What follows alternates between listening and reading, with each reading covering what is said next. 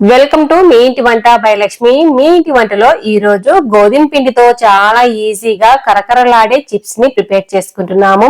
మీరు కూడా మీలో తప్పకుండా ట్రై చేసి మీకు ఎలా వచ్చాయి కామెంట్ రూపంలో చెప్పడం అసలు మర్చిపోకండి. ఇవి చేసుకోవడం అయితే చాలా ఈజీ, ఎవరైనా సరే ప్రిపేర్ చేసుకోవచ్చు.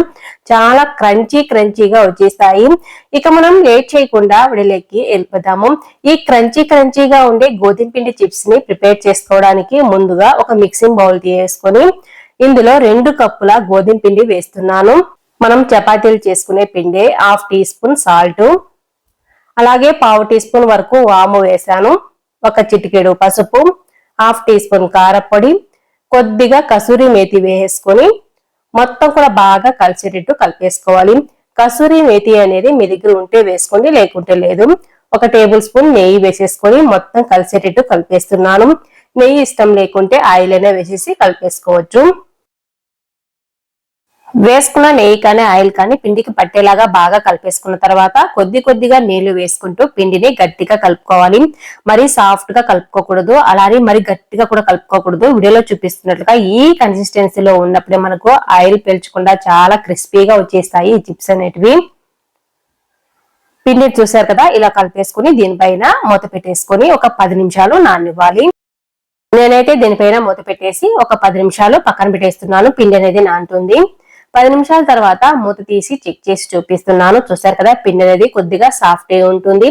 కాబట్టి మనం ముందుగానే సాఫ్ట్ గా కలుపుకోకుండా గట్టిగా కలుపుకున్నామంటే 10 నిమిషాల తర్వాత కరెక్ట్ కన్సిస్టెన్సీలోకి వచ్చేస్తుంది. పిండి అనేది మనకు ఈ కన్సిస్టెన్సీలోకి ఉండాలి నానిన తర్వాత కూడా.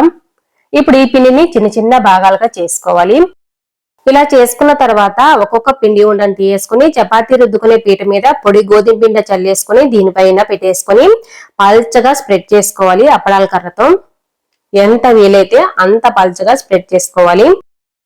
ఇలా బాగా పల్చగా స్ప్రెడ్ చేసుకున్న తర్వాత అలాగే వదిలేయకుండా ఒక ఫోర్క్ సాయంతో మొత్తం కూడా చిన్న రంధ్రాల్లాగా గుచ్చేస్తే సరిపోతుంది. అప్పుడు ఆయిల్లో వేసినప్పుడు ఈ చిప్స్ అనేటివి పొంగకుండా వచ్చేస్తాయి ఫ్లాట్ గా. చపాతీ మొత్తానికి కూడా ఇలాగే గుచ్చేస్తున్నాను. ఇప్పుడు ఏదైనా రౌండ్ కట్టర్స్ ఉంటే రౌండ్ కట్టర్స్ అయినా తీసుకోవచ్చు, లేకుంటే డబ్బా మూతలతో అయినా సరే వీడియోలో చూపిస్తున్నట్లుగా ఇలా కట్ చేస్తే సరిపోతుంది. ఇలా చిన్నగా చేసుకున్నాం అనుకోండి, పిల్లలు చాలా ఇష్టంగా తినేస్తారు. అచ్చం చిప్స్ లాగే ఉంటాయి, చూడటానికి కూడా చాలా బాగుంటాయండి. తప్పకుండా ట్రై చేసి చూడండి. ఇలా మొత్తం కట్ చేసుకున్న తర్వాత ఎక్స్ట్రా పిండిని పక్కకు తీసుకొని మళ్ళీ రౌండ్ గా చేసుకుని ఇలాగే స్ప్రెడ్ చేసి కట్ చేస్తే సరిపోతుంది. 2 కప్పుల గోధుమ పిండితో ఈ చిప్స్ అనేటివి చాలా ఎక్కువగా వచ్చేస్తాయి. తప్పకుండా ట్రై చేసి చూడండి.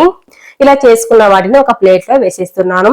ఆల్రెడీ స్టవ్ మీద ఆయిల్ పెట్టేసుకుని వేడి చేసుకుంటూ ఉన్నాను. ఆయిల్ అనేది వేడైన తర్వాత ఈ చిప్స్ ని వేసుకొని హై ఫ్లేమ్ లోనే వీటిని ఫ్రై చేసుకోవాలి. అప్పుడే మనకు ఆయిల్ పీల్చకుండా చాలా బాగా వచ్చేస్తాయి. చాలా ఫాస్ట్ గా కూడా ఫ్రై అయిపోతాయి. ఇవి పల్చగా ఉంటాయి కాబట్టి హై ఫ్లేమ్ లో పెట్టేసుకొని ఇలాగే కొంచెం గట్టి పడిన తర్వాత గరిటె సహాయంతో అన్ని వైపులా తిప్పుకుంటూ మంచి కలర్ వచ్చేంత వరకు వీటిని ఫ్రై చేసుకోవాలి. చూసారు కదా, ఇప్పుడు మంచి కలర్ లేకి వచ్చేసాయి కదా, వీటిని పక్కకు తీస్తే సరిపోతుంది. అంతేనండి, మిగతా అన్ని చిప్స్ ని కూడా ఇలాగే ప్రిపేర్ చేసుకోవాలి. చూసారు కదా, చాలా సింపుల్ గా కరకరలాడే గోధుమ పిండి చిప్స్ ని ఇంట్లోనే ప్రిపేర్ చేసుకున్నాం కదా. మీరు కూడా మీ ఇంట్లో తప్పకుండా ట్రై చేసి మీకు ఎలా వచ్చాయో కామెంట్ రూపంలో చెప్పడం అసలు మర్చిపోకండి. మీకు ఈ వీడియో నచ్చినట్లయితే తప్పకుండా ఒక లైక్ కూడా చేయండి. అలాగే కొత్తగా చూస్తుంటే సబ్స్క్రైబ్ చేసుకోవడం అసలు మర్చిపోకండి. మీ ఫ్రెండ్స్ కి రిలేటివ్స్ కూడా షేర్ చేయండి. Thanks for watching.